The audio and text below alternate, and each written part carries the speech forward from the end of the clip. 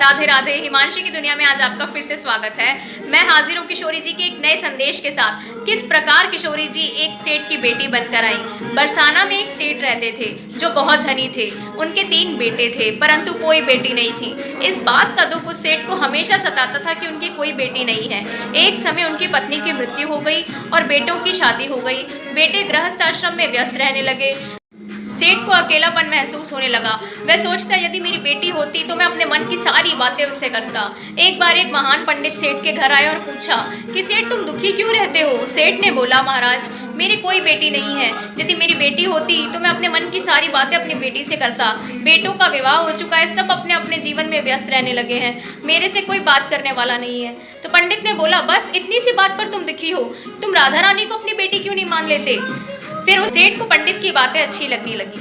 वह गया और राधा रानी की विग्रह सेवा अपने घर लेकर आया। वह हमेशा उनकी सेवा करने लगा। उन्हें भोग लगाकर ही भोजन पाता, उनसे अपने मन की सारी बातें करके ही सोता था। एक बार एक चूड़ी बेचने वाली सेठ के घर पर आई जो सेठ की तीनों बहुओं को चूड़ी पहना कर जाती थी। उसने सेठ की तीनों बहुओं को बुलाया और चूड़ी पहनाई। जैसी तीनों बहुओं ने चूड़ी पहनी वह चली गई। पीछे से एक लड़की और आई। उसने चूड़ी बेचने वाली को कहा मुझे भी चूड़ी पहना दो। चूड़ी बेचने वाली को लगा शायद सेठ के घर में कोई मेहमान आई है, उसने उसे भी चूड़ी पहना दी। फिर वह सेठ की दुकान पर पैसे मांगने गई। जब उसने सेठ को बोला मैंने 4 चूड़ी पहनाई है, मुझे 4 चूड़ी के पैसे दे दो। तो सेठ ने बोला तुम्हें गलतफहमी हुई है, मेरे घर में तो सिर्फ 3 बहुएं ही चूड़ी पहनने वाली हैं। फिर उसने बोला नहीं एक लड़की और थी जिसको मैंने चूड़ी पहनाई है, 4 चूड़ी पहना कर आई हूँ। सेठ ने बोला तुम्हें गलतफहमी हुई है। उसने 3 चूड़ी के पैसे देकर चूड़ी बेचने वाली को विदा किया। उसके बाद वह घर आया। घर आकर वह रात को किशोरी जी को भोग लगाकर उनसे अपने मन की बातें कर कर सो गया। उसी रात सपने में किशोरी जी उस सेठ के सपने में आई और बोला बाबा तुम तो मुझे अपनी बेटी मानते हो, तो तुमने उस चूड़ी बेचने वाली को मेरी चूड़ी के पैसे क्यों नहीं दिए। तो ये कहकर लाडली की तरह रोने लगी और सेठ घबरा कर उठा। सुबह होते ही उस चूड़ी बेचने वाली के घर गया। उसने वहां जाकर बोला कि तुम सत्य कह रही थी, कल तुमने 4 चूड़ी ही पहनाई है। जिसे तुमने चौथी चूड़ी पहनाई थी वो कोई और नहीं, वो स्वयं राधा रानी थी। तुम धन्य हो जो तुम्हें राधा रानी के दर्शन हुए हैं। लो ये स्वर्ण मुद्राएं तुम रख लो।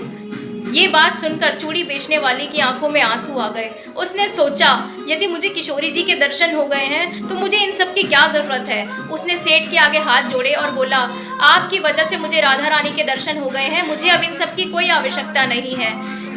ये कहकर उस सेठ को बार बार प्रणाम किया और कहा आप धन्य हैं जिसकी वजह से मुझे राधा रानी के दर्शन मिले।